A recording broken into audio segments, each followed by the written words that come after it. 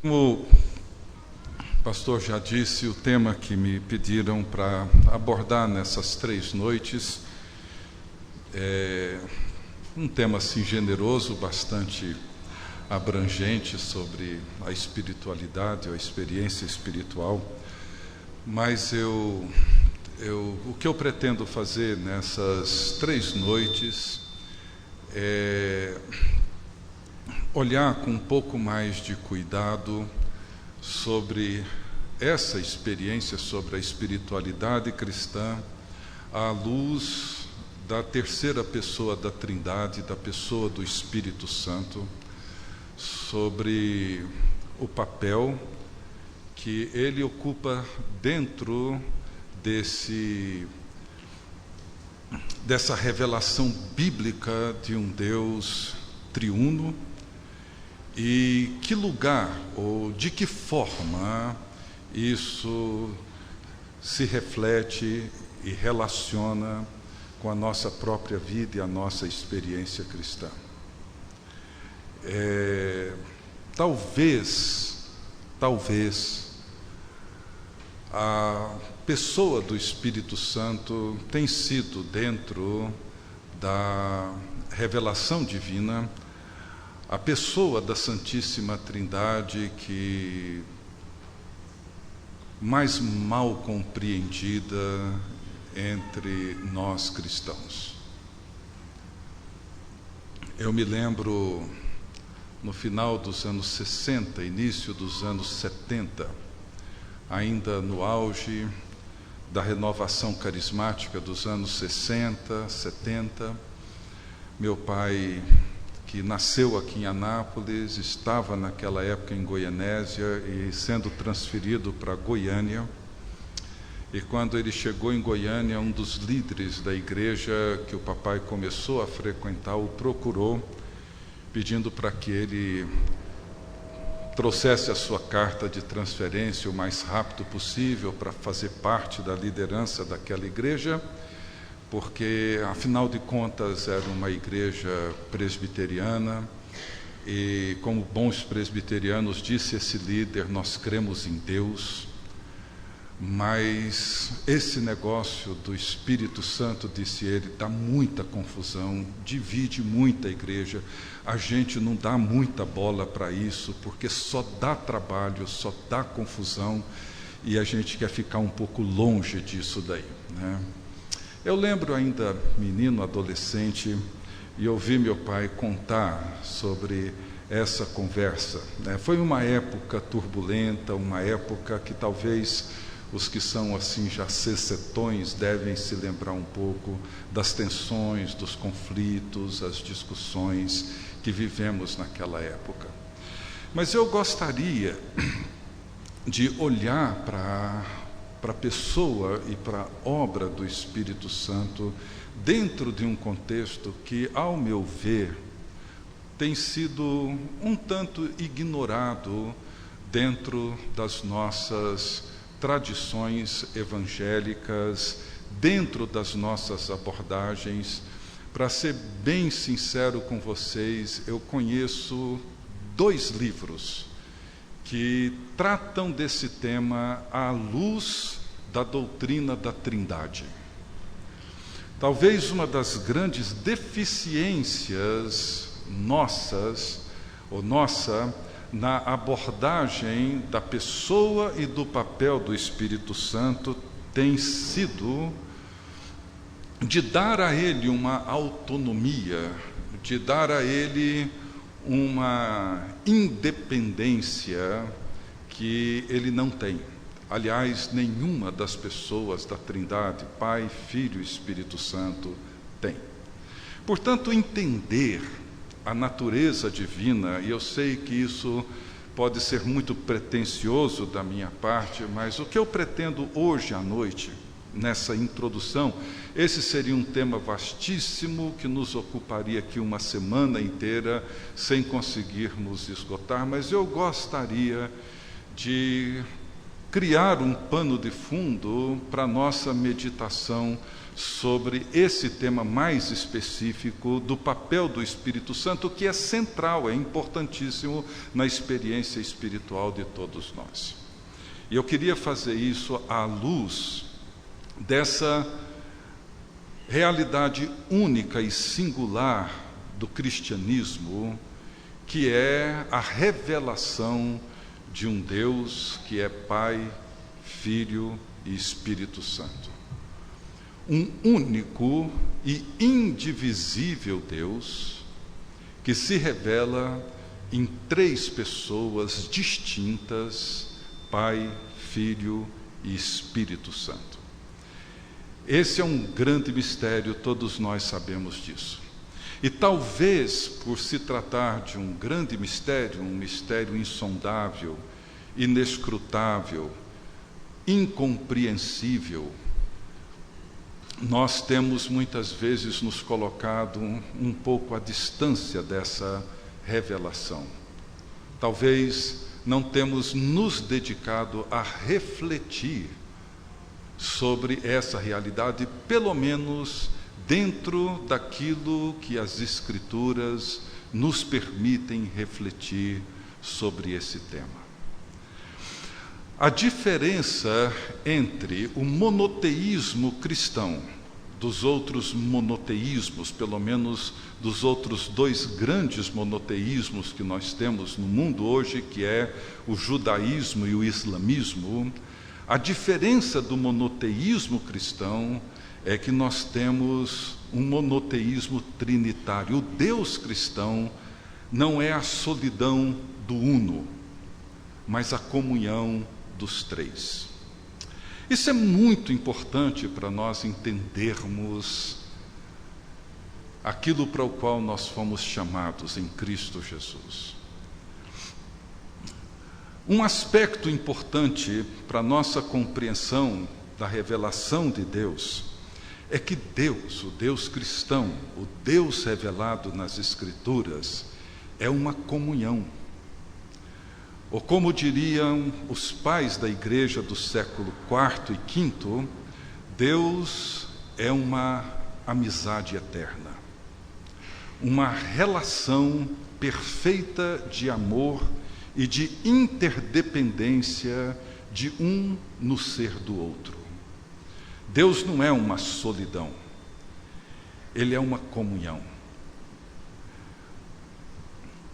Talvez até pela influência na teologia cristã de Agostinho, nós sempre olhamos para a Trindade como Deus se revelando numa substância divina em três pessoas, mas esses conceitos tornaram-se muito abstratos, muito subjetivos e às vezes muito filosóficos.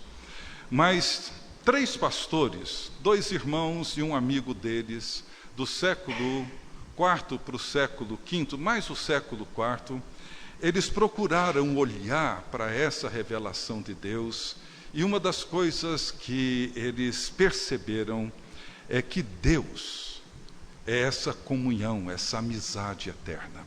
E quando Ele nos cria a sua imagem e semelhança, façamos, pois, o homem conforme a nossa imagem, segundo a nossa semelhança, Gênesis 1. Deus nos cria para participarmos dessa comunhão, desse relacionamento que o Pai, o Filho e o Espírito Santo gozam desde toda a eternidade. Isso é fundamental para nós entendermos tudo mais. Se quisermos entender o significado da oração, nós temos que desenvolver uma gramática trinitária. Se quisermos entender o significado da adoração, nós temos que estabelecer um fundamento trinitário. Se quisermos entender o significado, o sentido de sermos pessoas, nós temos que entender a natureza trinitária de Deus. Se quisermos entender o chamado para missão e tudo aquilo que envolve a vida da igreja, nós temos que entender a natureza divina. E, basicamente, o ponto de partida que eu gostaria de considerar é isso. Deus é um ser em eterno relacionamento, em eterna comunicação, numa eterna comunhão de amizade, de interdependência de um no ser do outro. Portanto, nós nunca vamos encontrar na Bíblia qualquer uma das pessoas da Trindade agindo de si para consigo mesmo, com algum tipo de autonomia. O Pai sempre age por causa do Filho e em favor do Filho. O Filho é filho porque ele tem um Pai a quem ele se submete. O Pai e o Filho enviam o Espírito Santo para que o Espírito Santo nos ajude a guardar todas as coisas que o Filho nos tem ensinado e ordenado, para que por meio do Filho, no poder do Espírito Santo, possamos então adorar, engrandecer e exaltar Deus Pai. Não existe nenhuma ação de nenhuma dessas pessoas da Trindade desconectada. E quando nós nos convertemos ou somos convertidos, nós somos introduzidos para dentro desse relacionamento. Isso é o que significa a experiência cristã. Quando Jesus ora, a oração conhecida como oração sacerdotal, em João 17, ele ora e ele suplica dizendo assim, para que sejam um, como és tu, ó Pai, em mim, e eu em ti, sejam eles em nós, para que o mundo creia que tu me enviaste. Veja, a oração de Jesus é uma oração que nos ajuda a entender o propósito de Deus, para que todos sejam um, a fim de que todos sejam um. E como és tu, ó Pai, em mim, e eu em ti, também sejam eles em nós, para que o mundo creia. É um convite de Jesus para que nós participemos desse relacionamento único que o Filho e o Pai gozam eternamente pelo poder do Espírito Santo. Isso é tão importante, isso numa outra oportunidade, quem sabe, olhando sobre a experiência da oração, essa oração de Jesus, ela nos ajuda a compreender, porque, para mim, orar é participar desse relacionamento que o Filho e o Pai gozam eternamente, entrar e fazer parte desse relacionamento. E é dentro desse relacionamento que nós, então, experimentamos tudo aquilo que é do Filho e que se torna nosso. Só para vocês terem uma ideia, Jesus continua orando, dizendo assim: eu lhes tenho transmitido a glória que me tens dado. O que Jesus está dizendo aqui? Ele está dizendo a mesma glória que o Filho tem junto do Pai, é a glória que ele agora transmite e nos envolve, e nós nos tornamos participantes dessa mesma glória. Ele segue dizendo: eu neles e tu em mim, a fim de que sejam aperfeiçoados na unidade. Para quê? Para que o mundo conheça que tu me enviaste e veja, e os amaste como também amaste a mim. E ele termina no verso 26 dizendo: eu lhes fiz conhecer o teu nome, e ainda o farei conhecer, veja, a fim de que o amor com que me amaste esteja neles, e eu neles esteja. Se você parar para pensar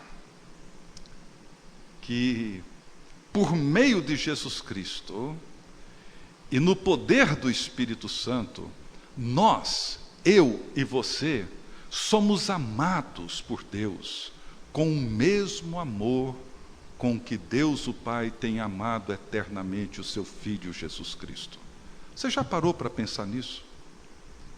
Você já parou quanto essa verdade é poderosa e libertadora? Quantos cristãos sofrem por não se sentirem amados, aceitos, reconhecidos?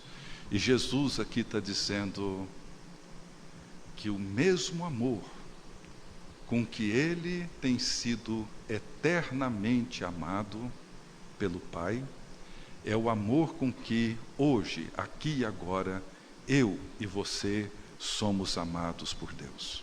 O mesmo amor, nem mais, nem menos. O mesmo amor. Nós somos amados pelo mesmo amor que Deus, o Pai, ama Jesus Cristo, seu Filho unigênito.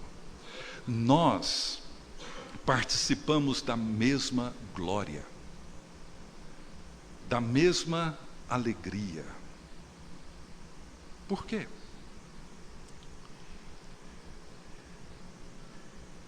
É aí que nós podemos entender o lugar, o papel do Espírito Santo. Quando Jesus ora essa oração e quando ele caminha para a conclusão dela a partir do verso 21, é interessante que ele não faz menção do Espírito Santo. Ele fala do Pai e do Filho. Como és tu em mim e eu em ti, sejam eles em nós. Isso não é sem razão e não é sem propósito, porque quem torna possível esse relacionamento, quem torna possível essa experiência, essa realidade, é o Espírito Santo, como nós veremos amanhã à noite e na sexta-feira à noite. Ele torna isso possível. Paulo compreendeu isso muito bem, tanto na carta aos Romanos quanto na carta aos Gálatas. Em Romanos 8, esse capítulo majestoso da carta de Paulo aos Romanos, Paulo diz assim que Deus não nos tem dado um espírito de escravidão para vivermos atemorizados, mas nos deu o Espírito do seu Filho, por meio do qual clamamos, Abba, Pai. De forma que nós somos herdeiros de Deus e co-herdeiros com Cristo, e se com Ele sofremos, com Ele também seremos glorificados. Paulo compreendeu isso pelo qual Jesus orou. Paulo entendeu que o que o Espírito Santo faz em nós é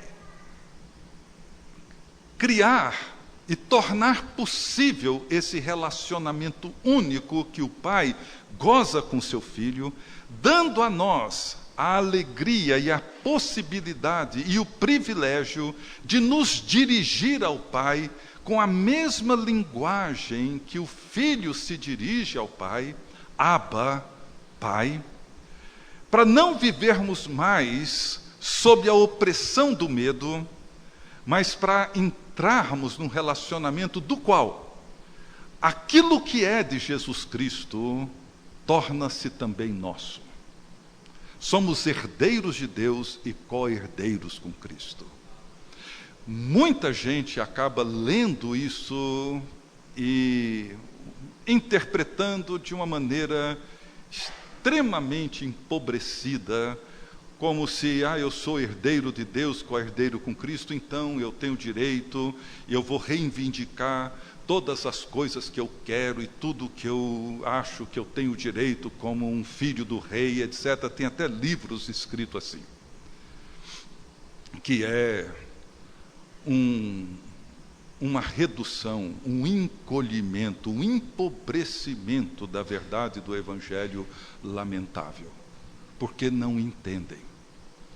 Eu me lembro quando a minha sogra, já há alguns anos atrás, ela faleceu de câncer em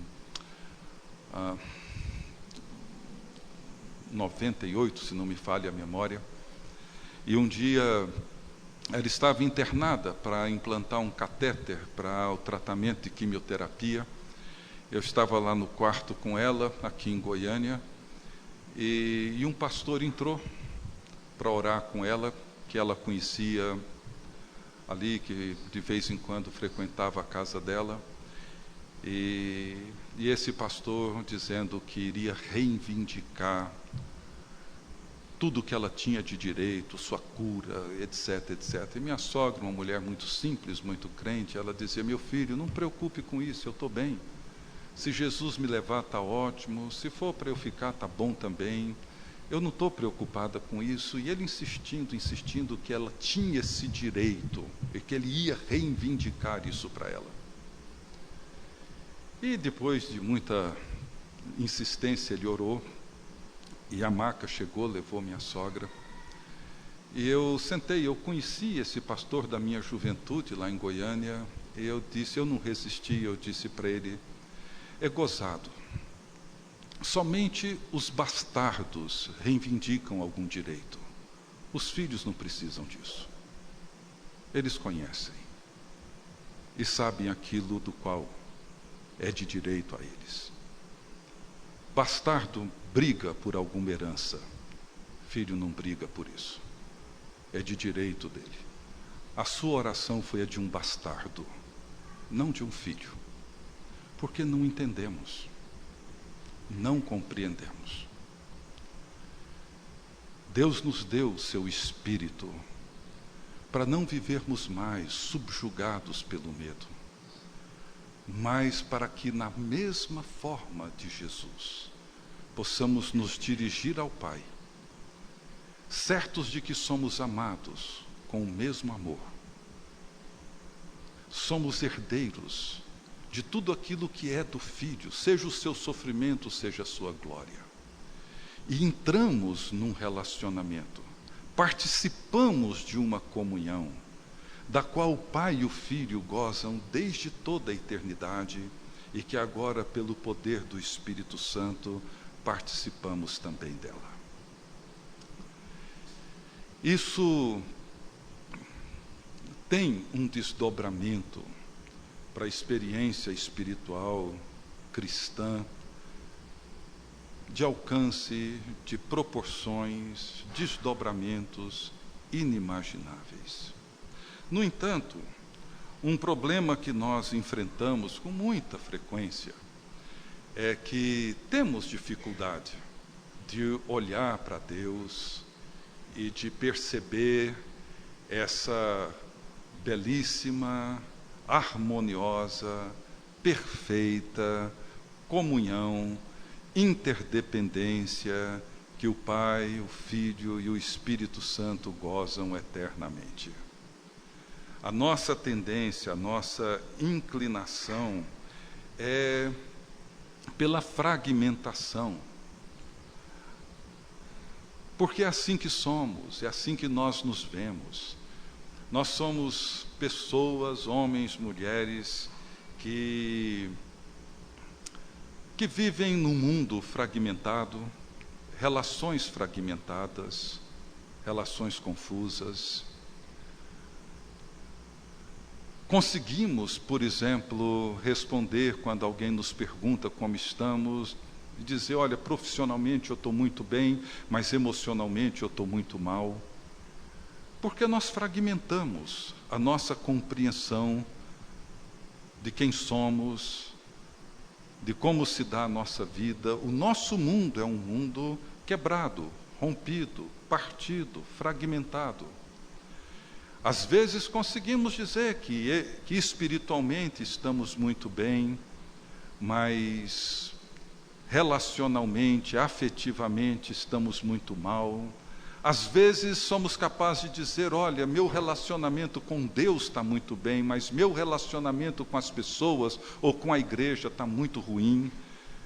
Isso não existe. Nós somos uma unidade, uma pessoa. Na medida em que nós fragmentamos, isso provavelmente revela o estado de confusão e conflito interno que nós vivemos. Mas o problema é que isso frequentemente pode ser visto, percebido na nossa compreensão da natureza divina.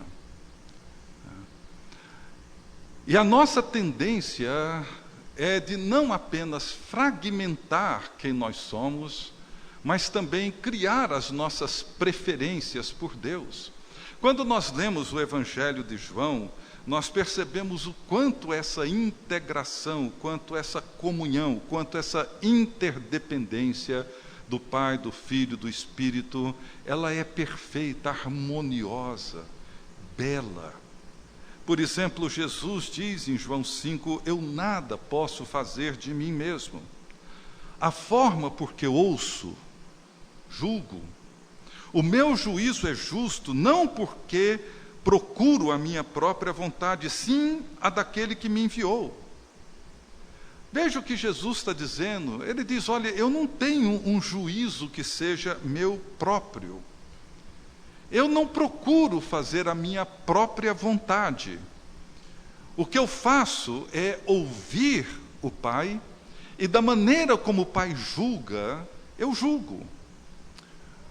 O que eu faço é a vontade dele, não a minha própria. Se testifico a respeito de mim mesmo, o meu testemunho não é verdadeiro. Outro é que testifica a meu respeito, e sei que é verdadeiro o testemunho que ele dá de mim. No Evangelho de Mateus, no capítulo 11, Jesus deixa claro isso, ele fala, ninguém, em Mateus, capítulo 11, Jesus diz assim, tudo me foi entregue por meu Pai. Aí veja o que Jesus afirma, ninguém conhece o Filho, senão o Pai. E ninguém conhece o Pai, senão o Filho, e aquele a quem o Filho quiser revelar. O conhecimento do Pai e o conhecimento do Filho nos é dado, não é conquistado. Ninguém conhece o Filho senão o Pai. E é o Pai quem revela o Filho. E ninguém conhece o Pai senão o Filho, e aquele a quem o Filho o quiser revelar. A revelação do Pai é 100% dependente do Filho. O Pai depende do Filho para ser conhecido. Mas, por outro lado, a revelação do Filho depende também 100% do Pai, porque o Filho depende do Pai para ser enviado. O conhecimento do Pai e do Filho depende 100% do Espírito Santo, porque é Ele quem faz com que as verdades do Filho sejam compreendidas por nós, de tal forma que, uma vez compreendidas, possamos adorar o Pai. Há uma intermútua dependência, que os antigos criaram até uma palavra para isso, uma palavra grega chamada pericorese ou pericórese, que significa essa interdependência, onde nenhum deixa de ser aquilo que é, cada um tem a sua singularidade, mas ao mesmo tempo dependem completamente um do outro. Esse é o grande mistério. O Filho é Filho, mas ele só pode ser conhecido no seu relacionamento com o Pai, nunca fora dele. O Pai só é Pai porque ele tem um Filho, e só conheceremos a natureza paterna de Deus se conhecermos o Filho e a maneira como o Filho se relaciona com o Pai. O Espírito Santo torna isso real e possível. Jesus reconhece que o seu juízo não é seu, mas é do Pai. Primeiro ele ouve, para depois ele julgar. Todo aquele que o Pai me dá, esse virá a mim, E o que vem a mim, de maneira nenhuma o lançarei fora. Ninguém vem ao Pai, senão por mim. Há muitos outros textos que poderíamos mencionar sobre essa linguagem fundamental. Mas eu queria destacar apenas esses riscos que hoje nós vivemos. Esse risco de fragmentação. E esses riscos são presentes nas nossas igrejas, nos nossos grupos, em nós mesmos. E essa fragmentação, ela tem desdobramentos. E desdobramentos espirituais, muitas vezes até danosos para todos nós. A maneira como nós vemos, porque nós temos essa tendência de desenvolver as nossas preferências por uma das pessoas da Trindade. Igrejas, pessoas, movimentos.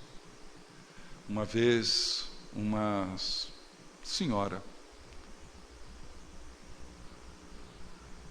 foi encaminhada para conversar comigo por uma terapeuta que ela estava se tratando, isso já tem alguns anos, e ela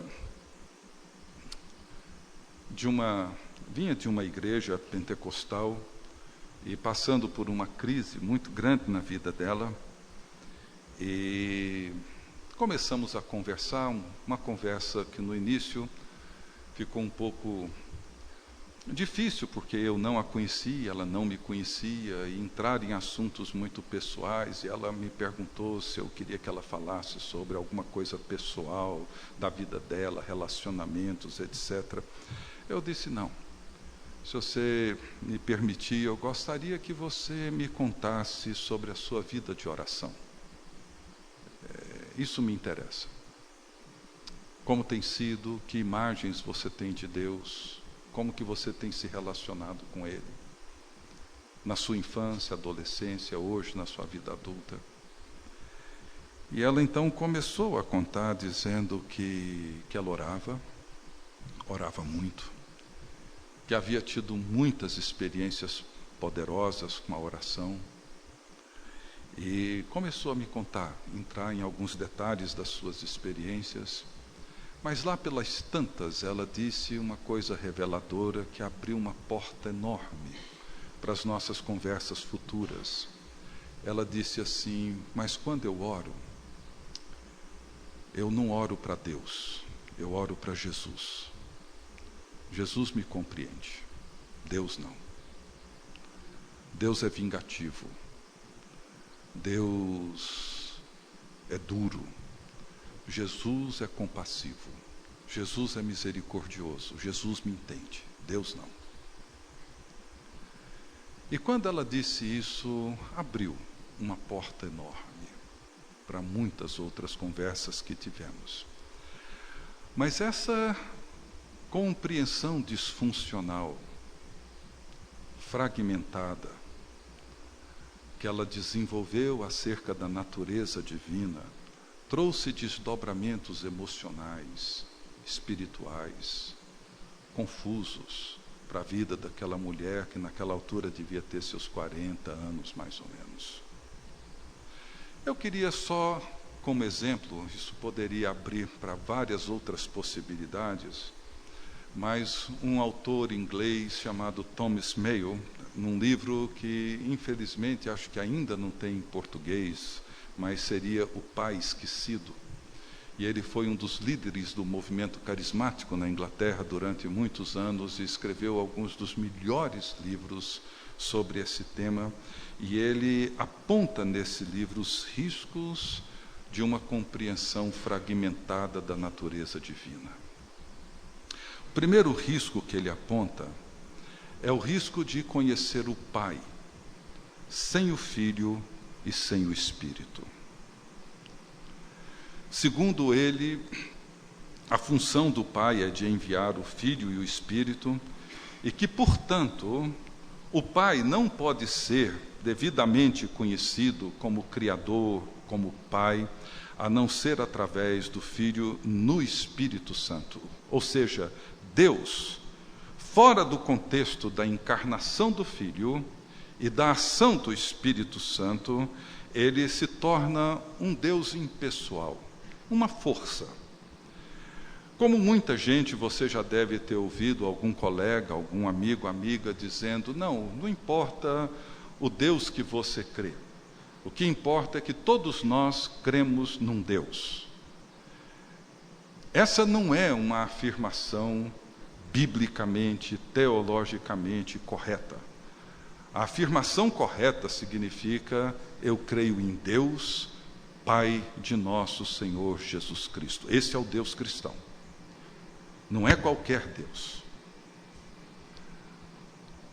Esse Deus pode ser um Deus dos filósofos, um Deus da academia, abstrato, impessoal, um conceito, uma ideia, uma pressuposição que pertence, quem sabe, a um debate religioso, mas não é o Deus revelado na Bíblia. Às vezes, dentro dos movimentos macroecumênicos, nós encontramos com muita frequência pessoas que tentam subtrair Deus de Jesus Cristo. Um tempo atrás, eu participei de uma comissão para a comemoração dos 100 anos do Congresso de Edimburgo de Missões, que aconteceu em 1910, e iríamos repetir esse congresso em Edimburgo em 2010. Criou-se uma comissão, e eu participei dessa comissão, umas 5, 6 reuniões, e me chamou a atenção quando um dos membros da comissão era uma senhora coreana, crente, representando a Igreja Pentecostal da Coreia, e ela sugeriu que o tema do congresso fosse proclamando Cristo hoje. Era o tema do congresso. E esse tema ganhou o gosto da maioria da comissão. Mas um senhor de uma igreja protestante, ele começou a querer se opor, porque isso seria muito ofensivo ao mundo islâmico, muito ofensivo ao mundo judaico, muito ofensivo aos secularistas europeus, que poderiam achar que essa exclusividade de vincular o Deus cristão a Jesus Cristo poderia trazer um problema de natureza político-social muito grande para o Conselho Mundial de Igrejas. Ele era o representante do Conselho Mundial de Igrejas, e ele começou a tentar criar esse embaraço. Graças a Deus, o tema da coreana permaneceu, a maioria votou nele, mas eu percebi o quanto a Europa estava naufragando na fé por querer reconhecer Deus sem o Filho e sem o Espírito. Esse não é o Deus cristão. Mas um segundo risco, uma segunda fragmentação, que vai se aproximando um pouco mais de nós, é o risco de conhecer o Espírito sem o Pai e sem o Filho. E isso já é mais presente entre nós. É o extremo oposto, onde nós enfatizamos a nossa experiência com o Espírito Santo, subtraindo-a da experiência e da obra do Pai e do Filho. E aqui, a corte final da nossa apelação é a experiência vivida por si só, seja por indivíduos, seja por grupos, que afirmam que a sua experiência é por si só autoritativa. Ela se autovalida, sem a necessidade de nenhuma referência fora dela mesma. E isso eu já vi como pastor inúmeras vezes. Não, eu tive essa experiência, eu senti isso, eu passei por isso, mas sem nenhuma relação real, concreta, com a obra do Pai e a obra do Filho. E como eu já disse, no Novo Testamento não existe essa autonomia dada ao Espírito Santo. A ação do Espírito, ela é sempre subordinada ao Pai e ao Filho, totalmente subordinada. O Espírito não realiza nada de si para consigo mesmo, a partir de sua própria autoridade. Ele apenas reafirma aquilo que Cristo fez e nos revela a obra de Jesus Cristo, a norma e a medida pela qual autenticamos a obra do Espírito Santo pode ser reconhecida e avaliada como reflexo da ação normativa do Pai e do Filho, conforme elas são descritas no Evangelho e no Novo Testamento. Isso é precisamente o teste que o apóstolo João propõe para conhecer uma profecia verdadeira, quando ele diz: nisto conhecereis o Espírito de Deus. Todo espírito que confessa que Jesus Cristo veio em carne é de Deus, e todo espírito que não confessa a Jesus não procede de Deus. Pelo contrário, este é o espírito do anticristo, a respeito do qual tendes ouvido que vem e presentemente já está no mundo. Veja, muitas vezes, um risco que todos nós corremos é a de tornar a experiência espiritual validada por si mesma. Toda experiência espiritual, ela requer um critério trinitário. Sempre. A ação do Espírito sempre corresponderá à ação do Pai no Filho e à ação do Filho encarnado na pessoa de Jesus de Nazaré, que é o sujeito e o centro do Evangelho. Um terceiro risco que ele apresenta, e vai chegando cada vez mais próximo, é de querer conhecer o Filho sem o Pai e sem o Espírito. Conhecer o Pai, a primeira, sem o Filho e o Espírito. Conhecer o Espírito sem o Pai e o Filho. Ou conhecer o Filho sem o Pai e sem o Espírito. Então veja bem, ao contrário da ênfase dada no risco anterior ao Espírito Santo, temos agora essa ênfase dada na obra de Cristo no Calvário. E veja a delicadeza, a sutileza que isso pode representar na sua e na minha experiência espiritual. Porque aqui se pretende estabelecer as raízes da nossa fé naquilo que Jesus Cristo fez na cruz de uma vez por todas, sua morte e sua ressurreição, o que é verdade. E muitos aqui correm o risco de olhar com uma certa suspeita para a ação do Espírito Santo, que poderia nos levar a experimentar alguma coisa além da conversão e da convicção dos nossos pecados, como se isso ofuscasse o brilho da cruz. Essa tendência, muitas vezes, nos leva a compreender a conversão apenas em termos de mudança de convicções e não como uma transformação poderosa da vida. E muitos racionalistas cristãos, teólogos, eles têm as convicções corretas, que não correspondem à vida de santidade. Portanto, a morte e a ressurreição de Jesus Cristo, o Calvário, representam sim o centro da fé cristã. No entanto, poderia alguém afirmar que crê em Jesus Cristo, que crê na sua morte e na sua ressurreição, conforme demonstrado no Novo Testamento, mas que essa crença e essa fé não tem o poder de transformar pecadores em pessoas santas? E isso hoje tem estado muito, muito presente, sobretudo nas academias, sobretudo em alguns ambientes onde pressupomos que ter as convicções corretas ter as convicções certas, ter a sã doutrina é suficiente, sem a ação do Espírito Santo.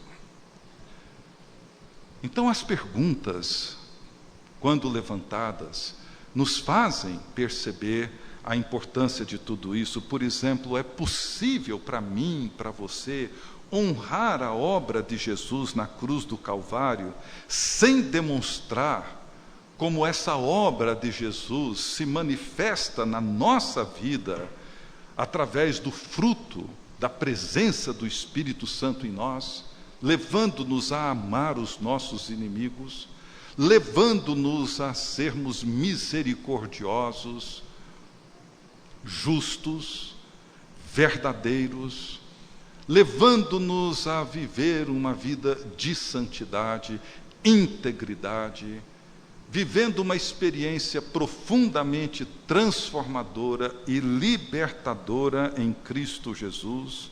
Portanto, a natureza graciosa da presença, da promessa do Espírito Santo é a mais poderosa testemunha da natureza da obra de Jesus Cristo na cruz. Então, longe de competir com o Calvário, longe de ofuscar o brilho da cruz, o Espírito reconhece a centralidade da cruz e manifesta em nós essa realidade com todo o poder. Nesses dois grandes eventos do cristianismo, Páscoa e Pentecostes, nós encontramos isso. Às vezes temos a tendência de criar uma ruptura nesses dois grandes eventos, mas eles são absolutamente interligados, parte um do outro. O que aconteceu na cruz se expressa de maneira visível e poderosa na primeira comunidade de discípulos em Jerusalém. Na verdade, o que acontece ali está ligado em toda a história. Aquilo que aconteceu na criação e que foi corrompido em Babel, em virtude da queda, Deus, por meio de Cristo, restaura tudo isso em Pentecostes. Pentecostes é exatamente o reverso de Babel, o oposto de Babel. A expressão primeira e imediata da presença do Espírito Santo em Jerusalém, naquele dia de Pentecostes, foi a proclamação de Jesus Cristo, morto e ressurrecto, e o nascimento de uma comunidade de homens e mulheres que estavam juntos, tinham tudo em comum, permaneciam unidos, aprendendo com os apóstolos, repartindo o pão, tendo as suas refeições com alegria e singeleza, pegaram os seus bens, as suas posses, e começaram a distribuir com aqueles que nada tinham.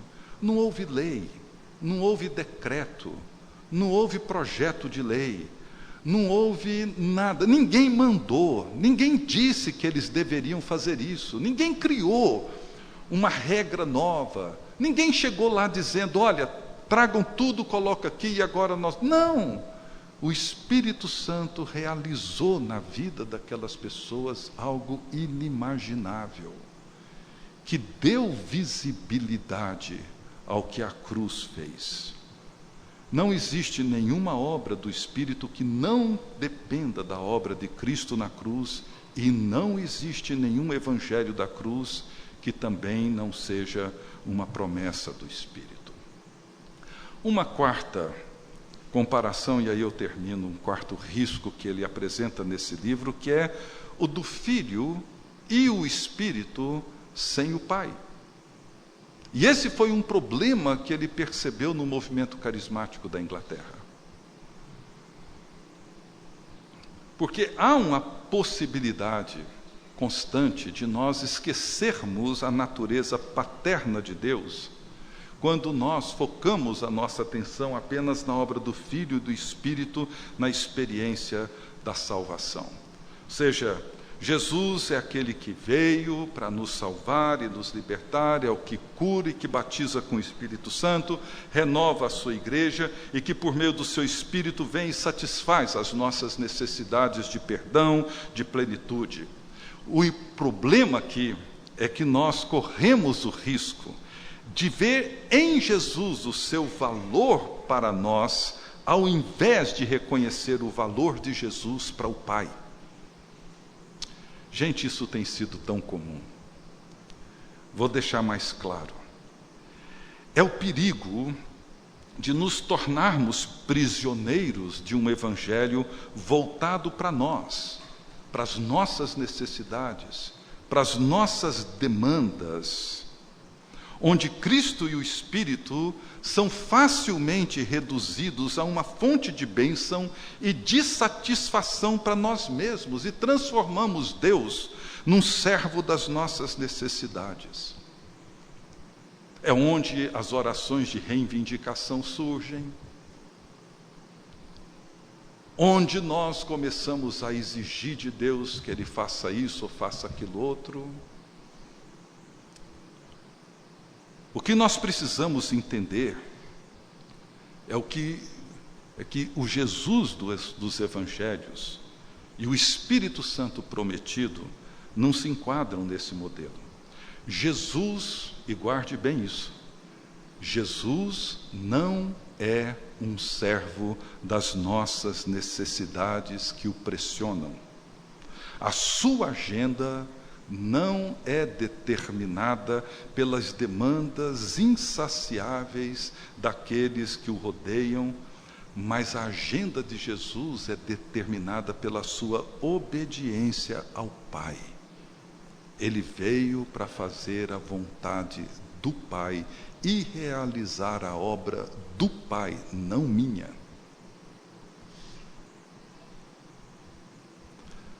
A vida de Jesus não foi determinada pelas reivindicações dos crentes, mas pela submissão às reivindicações do Pai.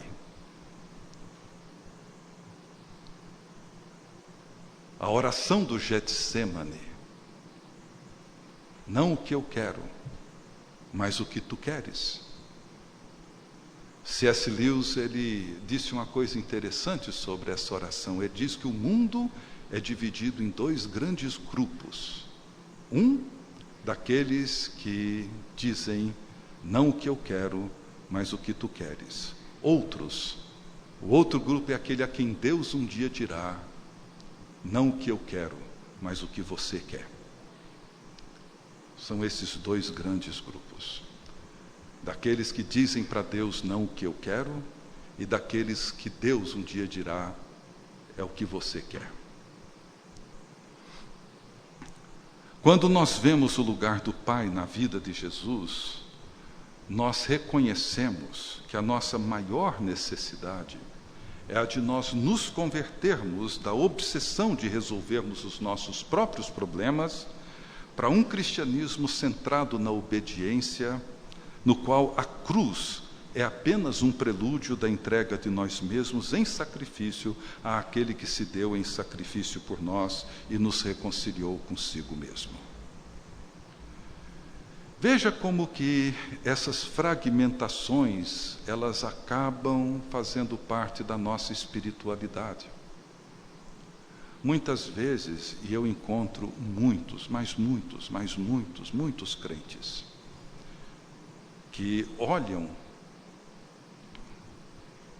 para Jesus como sendo aquele que veio para resolver todos os meus problemas, atender a todas as demandas do meu ego infantilizado, narcisista. Algumas pessoas, inclusive, tratam o jejum como uma greve de fome para Deus. Enquanto Deus não resolver e não tratar meu assunto dessa forma, eu fico sem comer até Deus resolver fazer o que eu tenho para fazer, ou o que eu quero que Ele faça. Grande parte das nossas orações é definida e determinada pela nossa agenda, não pela agenda de Deus. Esse é um outro tema que, quando eu penso na oração que Jesus nos ensinou, a oração, ele fez muitas orações, muitas são registradas nos evangelhos. Mas tem uma oração que Jesus apresentou em resposta aos seus discípulos que disseram: Senhor, ensina-nos a orar. E Jesus falou: tudo bem, então quando vocês forem orar, orem assim: Pai nosso que estás nos céus, e Ele vem. Eu, um tempo atrás, meditando na oração de Jesus que Ele ensinou, fiquei me perguntando, falei, com quem que nós aprendemos a orar? Porque não foi com Jesus. Nós aprendemos a orar com alguém, com algum outro lugar, mas não com Jesus. A oração de Jesus, quando você olha os pronomes da oração, é teu, tua, nosso, nossas, nossas. Teu nome, teu reino, tua vontade, nosso pão, nossas dívidas, nossas tentações. Não tem meu, não tem para mim. Não que seja errado, não é isso, não precisa fazer pergunta, pode orar por coisas pessoais, necessidades pessoais, não é essa a questão. A questão é como que as nossas orações se encaixam dentro da gramática que Jesus nos ensinou a orar. Por que que aquilo pelo qual Jesus disse para a gente não orar é o que a gente ora, e aquilo que Jesus disse para a gente orar, a gente não ora? Jesus diz, no contexto dessa oração, não andeis ansiosos de coisa alguma, pela comida, pela bebida, etc.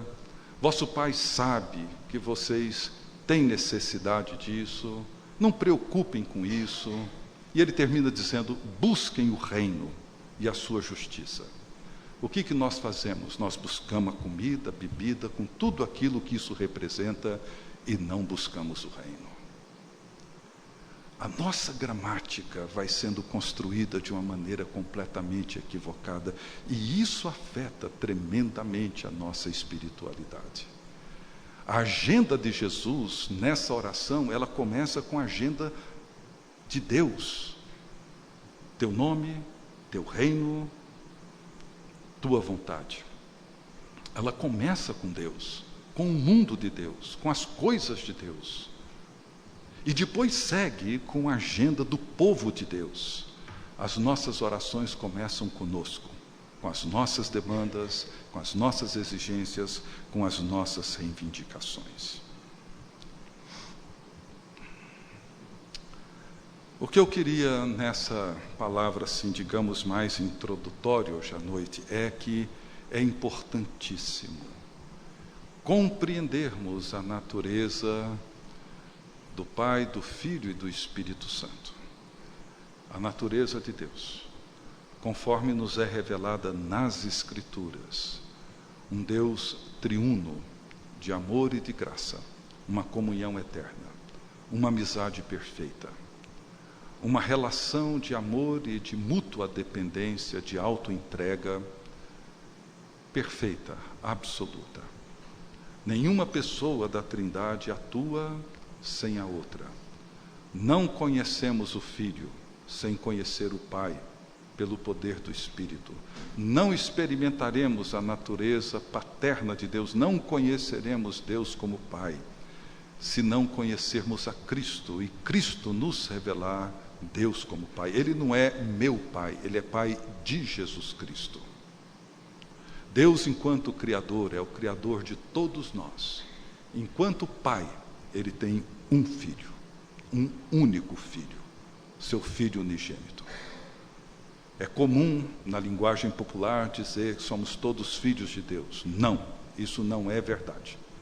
A verdade é que Deus tem um filho, o seu Filho unigênito, por meio de quem fomos feitos, adotados pelo poder do Espírito Santo, seus filhos.